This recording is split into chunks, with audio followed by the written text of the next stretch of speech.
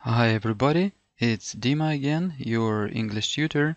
In this video, I want to help you take a glimpse at the section called Duolingo. I don't remember exactly how it's called officially, but to put it into normal simple words is like listen and write, or Duolingo Listening. The essence of it is very understandable, judging from the name. You listen to a sentence and put it down here in this box. You have 1 minute to do it and 3 attempts to listen. So if you're new to this, I will quickly advise you of what will be going on here. So mostly in, let's say, 9 cases out of 10, you will be given one sentence, one. But sometimes you will be given a phrase, you see, an incomplete sentence, let's say something like that, or even sometimes 2 sentences. Of course, they will be shorter than an individual one, but anyway, 2 sentences, so don't be surprised. If you're only starting the test, most probably for the first attempt, you will be given something medium level. As you remember, there are 3 levels at Duolingo: easy, medium, and hard, yeah? So this is an adaptive test. It tries to feel at once like your level of English, and correspondingly, it adjusts the level of difficulty to your abilities.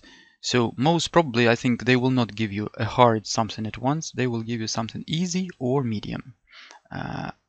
Easy and medium sentences are, let's say, from 4 to 6 or 7 words long. The vocabulary is very common. I will show you now. Medium ones are from, let's say, 7, 8 to 10 or 11 words. And finally, hard level usually comprises, there can be 14 words, 13, or even, it seems to me, sometimes 15. Also, friends, what I can advise you, so there are 2 or 3 basic approaches to this. You will feel it and utilize the one which resonates with your abilities. For instance, one approach is to try at the first attempt. Okay, let's listen to it. You will understand everything. Let's listen, please. He asked his teacher for advice. You see, he asked his teacher for advice. This is an easy level, so everything is understandable. But imagine that this sentence is 4 times longer, and there are awful words which you don't understand. So what to do? How should I? So you see, I have already spent my first attempt. Yeah. So what should I do? Some people say that it's more convenient for them to try to catch, anyway, to grasp and to retain first 3 or 4 words. So I focus all my attention here. I mean, on first words, I disregard mostly the tag of this, like the remaining part, because if I try to focus upon the remaining part, I will lose the first part, and so I will lose everywhere. So the first common approach is to focus primarily on the first clause or on the first collocation or something like that. Yeah, and then when we listen again, He asked his teacher for advice. okay, let's imagine that I have listened for the first time. Like, he asked his teacher, and then I don't remember, yeah? So when I listen for the second time, I hear here, again, I'm looking here, he asked his teacher for advice, okay, something like that. Given that this sentence is very primitive, I don't need even the third time, but I will click it and let's check. He asked his teacher for advice. Yeah, I think it's okay. Let's click check. Yeah, everything is fine, you see? Everything is green, so I put it correctly. But this is one of the most primitive sentences I've ever heard at Duolingo. So for the first time, maybe you will be given something like that. If you deal with it successfully, then you will be given something more, more intimidating. So the first approach is to focus on the first 2 or 3 words. The second approach is like intuitive approach, let's call it. I hear something, I type it. Even if I feel that there is a gap between my words and there should be something else. Anyway, I type what I hear. Then for the second attempt, I fill those gaps, and for the third attempt, I continue filling. Yeah, this is the second approach. And basically about the third approach, the third approach is to grasp, to understand the whole sentence at once during the first hearing. Yeah. and then you put it. Maybe you forget something, but it's not a big deal. You listen for the second time and you fill the gap. But such approach requires a very high level of English from you on your part. Yeah. So mostly I recommend my students to use the first approach. You remember I told you focus upon during the first listening, you focus upon first words and put them down, if you're able, of course. Then for the second time, you continue, and for the third time, you continue. I think it seems feasible and logical and everything. So, let's practice more. You will see for yourself. Okay, so let's listen, please. By the way, this is a medium level already, something more interesting.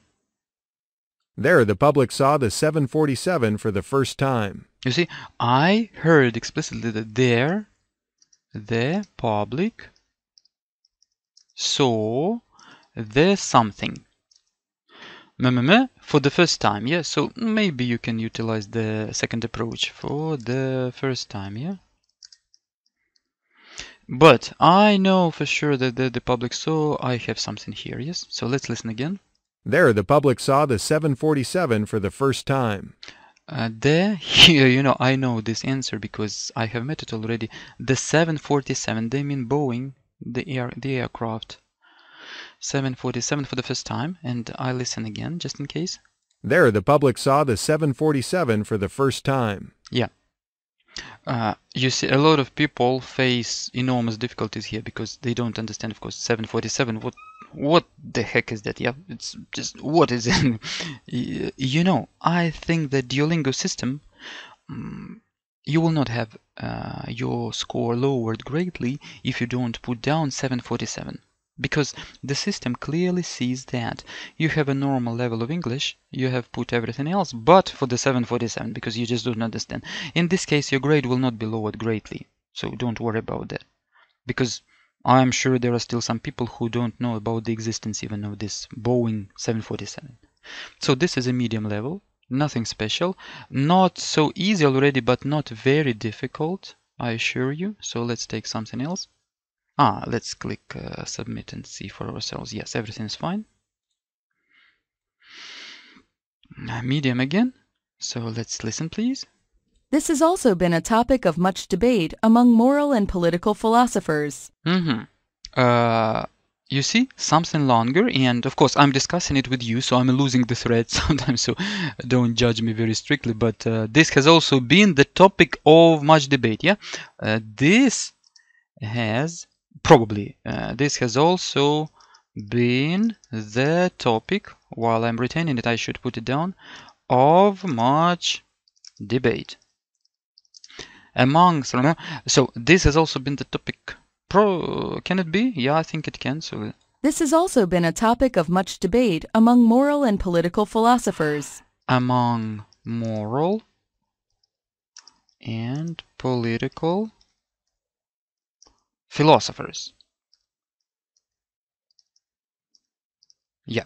So, and let's listen again because I'm not sure about the and I'm not sure about has. Just a moment. This has also been a topic of much debate among moral and political philosophers. Yeah, it seems to my head that here we have a topic of much debate. And this has, you will see now probably there is some contraction here, but mind you, for contractions, they don't punish you, they don't penalize. So you will not have your test, your grade lowered. Okay, let's click submit. What do we have? You see, this is a very unusual contraction here. Duolingo loves to trick you, to embarrass you, and to dazzle you, so they sometimes produce such, let's say, non-standard combinations and non-standard variants of spelling and everything. But you see, anyway, here we have has. They have shortened has, so you will not be penalized for this. A topic, you see I was right, a topic of much debate among moral and political philosophers. If we analyze it, there is nothing awful here. You agree with me, yeah? Philosophers, of course, you should know how to spell philosophers, philosophers. I always recommend everybody this Latin method of spelling. Imagine that you're a Roman and you spell it in a convenient way for you. For example, philosophers. You see some philosophers, something like that. just you will remember my words. If you do it for 5 or 6 times, especially out loud, you will spell it most probably correctly during your writing and everything. Okay, guys, so let's take something else. What do we have here? Easy. Okay, let it be easy. Why do you do this? No, you understand it here. If you have a normal level of English, it's nothing. Why do you do this? Here, in this case, you don't even need 3 attempts. Why do you do this? Why do you do this? But, you know, Duolingo states that for your speed of delivery of the accomplishment, so they do not add points. So if you have 1 minute, don't hurry, please, don't jump the gun. Like, I want to complete it within 15 seconds. No, do however you like. Why do you do this? Why do you do this? So I think we are correct here. Yeah, nothing special. So this is an easy level. Most probably you will be given something like this when you start the test. What do we have here? Again, easy. Okay, let's listen to this. I'm really sorry to hear that. Okay, I already hear. Let's listen again. I'm really sorry to hear that. You see, I'm really sorry to hear that. Remember about this I am or I'm, doesn't matter.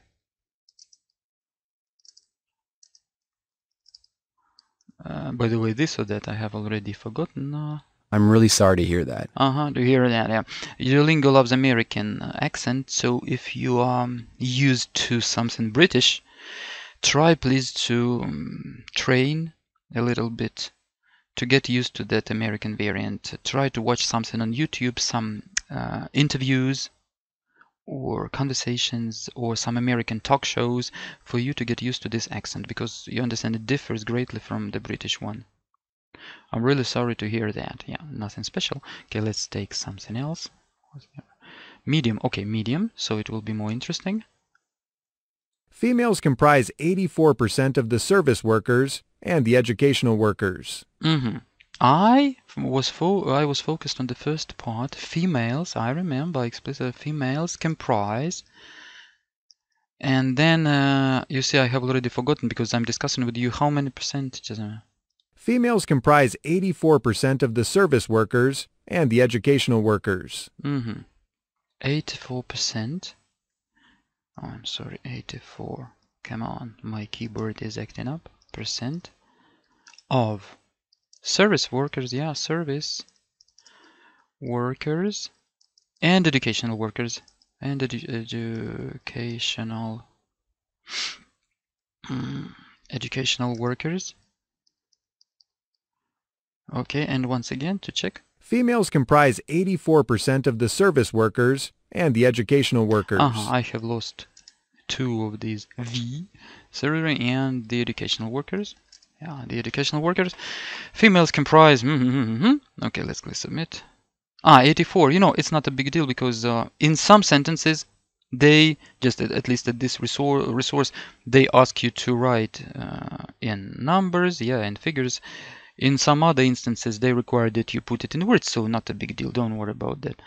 If you feel that you have enough time and you're able to spell correctly 84, you're welcome to write 84 in words. But nothing special. Educational workers. So you see, comprise, an interesting word. You understand that comprise, they make out, yeah, something like that. So let's do one more and then finish this lesson. Medium, okay. Let's listen, please, for the first time. Try to focus upon the first 3-4 words. Dangers give relish to an adventure. Dangers give relish. Dangers give relish to an adventure or adventurers. Dangers give relish to an adventure. To an adventure, I think. Adventure. Let's listen again. Dangers give relish to an adventure. Yeah. Okay, let's click submit. Yeah. This is an example of a short sentence, though it's not easy, but not very simple, but nothing special. Dangers give relish to an adventure. Here you, in theory, can have problems with relish if you don't know this word, and adventure or adventurer, something like that. Dangers give relish to an adventure. You see, Duolingo takes sentences from absolutely different spheres of life. Absolutely, you can have something from philosophy or from everyday communication or some literature, anything. And remember, as I told you, even sometimes 2 sentences. I will show you in some next videos, even 2 short sentences or something like, I don't even know how to, no, I cannot reproduce it here from this, like not a sentence, but just a long phrase, a long stretched phrase. Also, it's surprising because you can be misled by, you will think, where is the predicate in this sentence? When actually there is no predicate, there is no verb, only a lot of those adjectives and something. Okay, guys, you see that everything is accomplishable, let's say so. And I haven't showed you today the hard level. I will show you in some next videos. But sometimes, honestly speaking, the hard level echoes with the medium level, so it's very difficult to draw a line between those levels. It's very vague, as you understand. But if you need some professional help in getting ready for Duolingo, IELTS and TOEFL, you're welcome to. Don't hesitate to address me. The link to my website is in the description to this video. I will help you to get a decent score. And by the way, I know that for most of you, you need something between 90 and let's say 120 for Duolingo out of 160, not more. In some, let's say, one case out of 30, maybe somebody wants 125 and more. Usually it's connected with master's degree somewhere at Harvard or Stanford. But for bachelor's or something, usually most of the universities and colleges, they require something from 95 to 115, and it's really attainable, even sometimes within very concise, very short periods of time, like 2 weeks or 3 weeks. I will show you the quirks and features, as they say. Okay, guys, so I wish you success at Duolingo. See you.